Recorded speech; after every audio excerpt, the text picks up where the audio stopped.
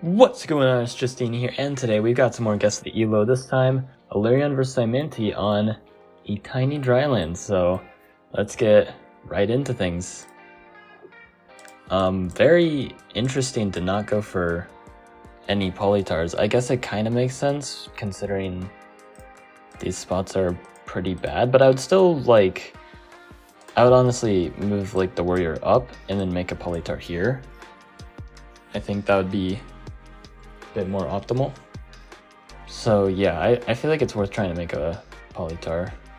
Maybe the justification is going for the ruins, which I don't actually know if it's worth it because you really need cities, especially against Siminti. You're not going to be able to win with just one city. So I'm not too big of a, especially, yeah, there's likely to be a city up here, so you want the warrior to move up. Let's see how things pan out. So move on the city, and are we gonna go organization? Possibly. Forestry. Interestingly enough, I actually don't know if forestry is the play. I kind of like organization just because it's really fast. You instantly upgrade your next city and can go about things really quickly, whereas forestry is a little slow. It will pay off in the long term, but you need to get to that point, which is easier said than done against Siminti. But I suppose you can train a warrior this turn, which you should probably do. No warrior though. And we get the population ruins. And this is extremely greedy. This is a tiny drylands. And Siminti likely already has hexapods. We develop, I guess we have amazing density. Okay, so now we're gonna see what's up and... or I guess not quite. Jeez, this is absurdly greedy. If Siminti just has 2 hexapods, you've already lost the game. That's crazy. I'm already thinking really low ELO gameplay. This is way, way, way too greedy. We've only trained 2 units against Siminti on a tiny draft. Okay, now we've gotten a few more, but still not enough. If they get a few boosted hexapods, then that could just be it. So we're getting a super unit though, because I guess that's more important. I don't know. I'm again shocked that Siminti hasn't won already, so I'm led to believe this is really low ELO gameplay. Okay, there's the centipede. This seems 1200 ELO tops. And I guess... okay, so we get the push, and then we can make a bunch of polytars to survive. But just barely. I mean, if Siminti just doesn't send in any more units, then I can see Illyrian winning this, but my goodness.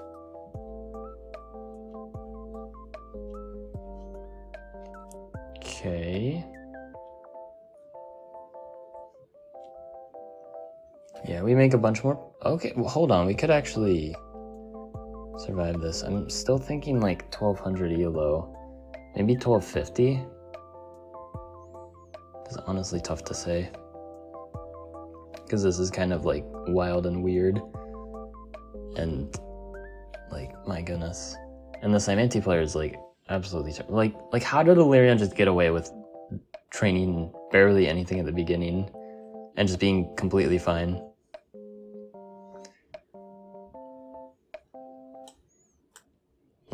I don't get it.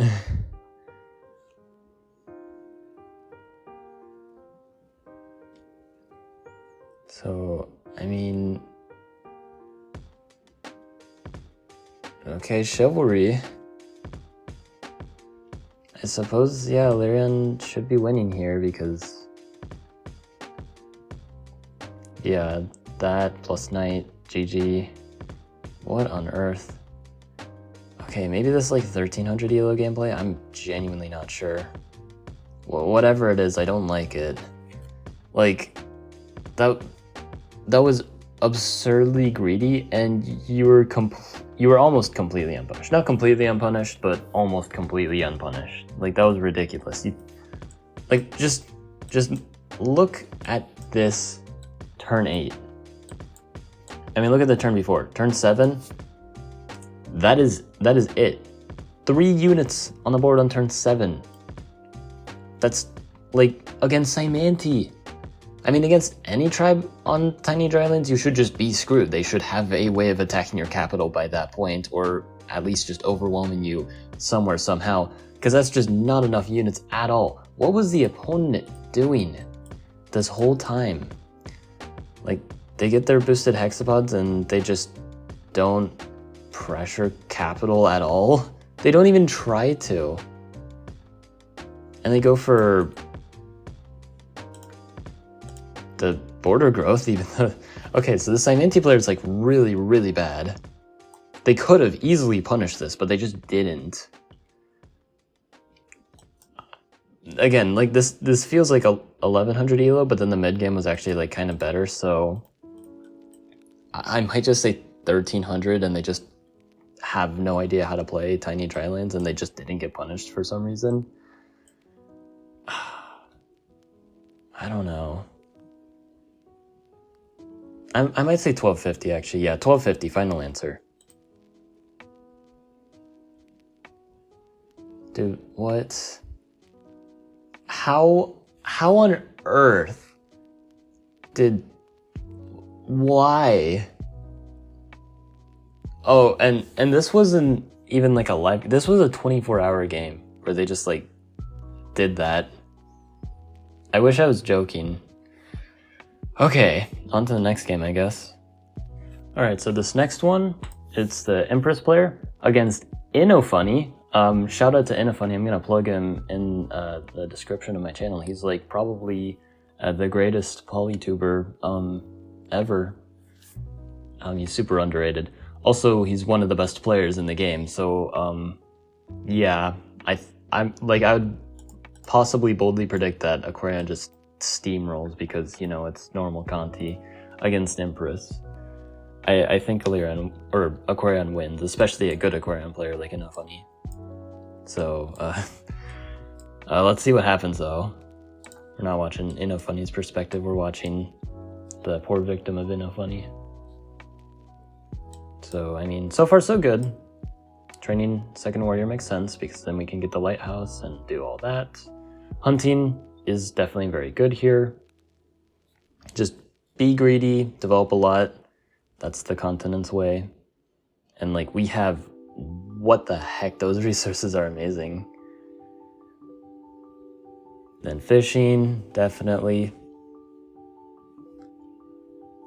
And then I might think about just, you can actually get some decent math markets, though I'm not sure if that's the best to pivot to, because I don't think market strats are actually that good against Aquarion. I mean, you need some sort of land route to attack. So saline is not the right call, actually, which seems a little unintuitive, but yeah, saline is not actually good because it's just going to run straight into Aquarion stuff. The Explorer, I guess, will be nice, like getting some more info, knowing where Aquarion is.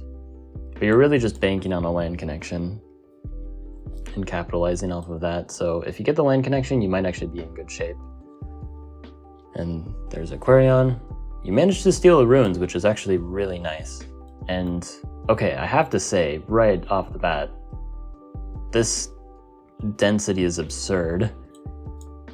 Well, can I have that, please? Anyway, it's gonna be hard to guess their ELO. They're probably like actually pretty decent, but then again, it is normal continents where it's a lot easier to play the early game because you're not interacting with the opponent as much. You just kind of play solitaire for a bit. But I mean, there hasn't been anything like really stupid. Again, I don't really agree with saline, but it seems that you kind of had no choice in this case, so you would have had to get saline anyway if you wanted to get anything done, unless you wanted to go markets. Oh, wow. Wait. Hold up. Jeez. This is kind of insane. Imagine Empress actually wins here. Like, that rammer ruins into perfectly hitting the city. That was kind of absurd, actually. Then double giant turn 11. I mean, micro decisions definitely seem good. And just, I mean, yeah, that siege is probably fine, honestly.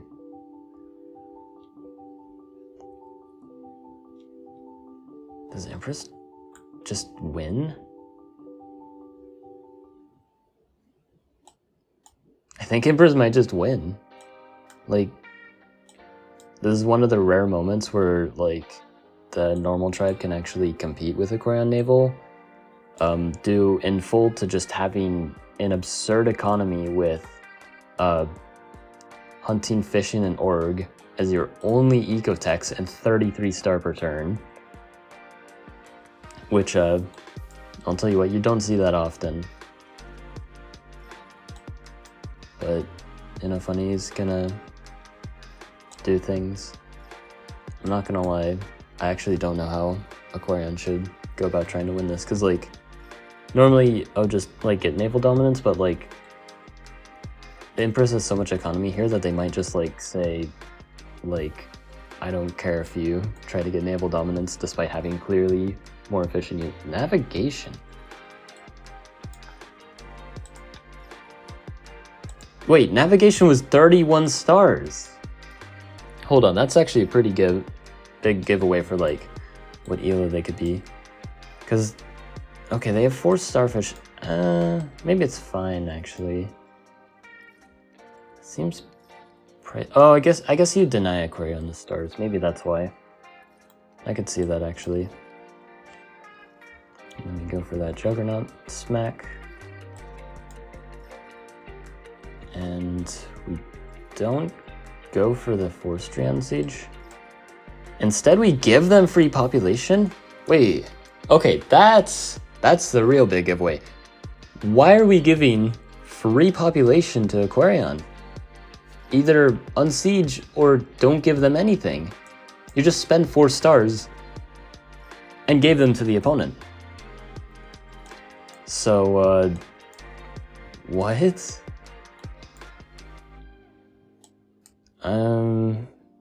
I was gonna say, like, at least 1500, but I don't know anymore after that. I'm gonna have to, like, really look carefully at their micro.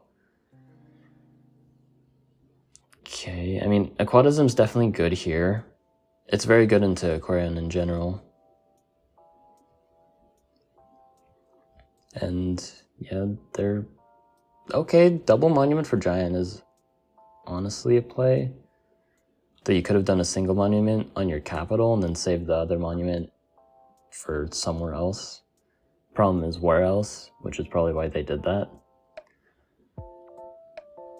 I mean, it looks like you're just winning because you have 1, 2, 3, 4, 5, 6, 7, 8 cities, and about to be 9. Then we get a Juggernaut Siege, and it looks like... Yeah, it looks like Empress is just gonna win. Unless something happens, like...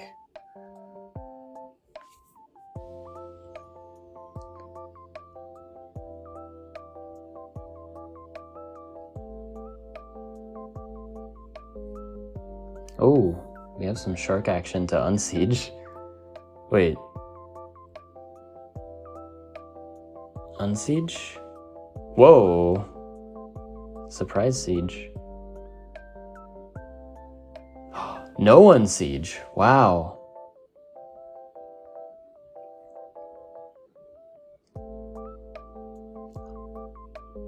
Wait.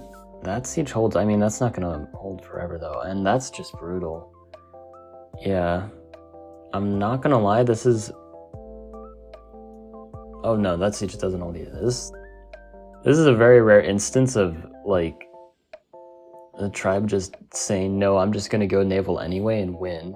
Usually that only works if you have an overwhelming spawn advantage, which I think was probably the case. I'll check in a Funny's perspective after the replay. This looks like possibly one of the most disgusting spawn wins, because it looks like Lingueeni spawned on this side of the map. Likely a lighthouse spawn as well. But instead of being gifted 6 cities plus a really close by city here, it looks like only 4 cities total.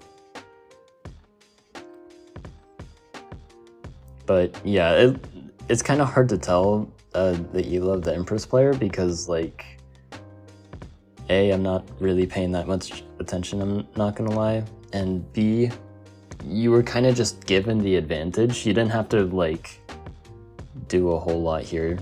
Like, I don't know, like, you just had to not screw up basically, and you didn't screw up, so I suppose for that, probably at least 1500. Like, you didn't do anything really stupid, but like, there wasn't anything like, I mean, you just didn't have those opportunities to do some insanely good plays. I guess there was the when you accidentally gave the free population to Korean, but that was kind of it. So I'm still inclined to say around 1500 or so. But I want to see this. Yeah, it looks like I was right. Just if we go like all the way back in the beginning, I mean, pretty decent density. Things happen.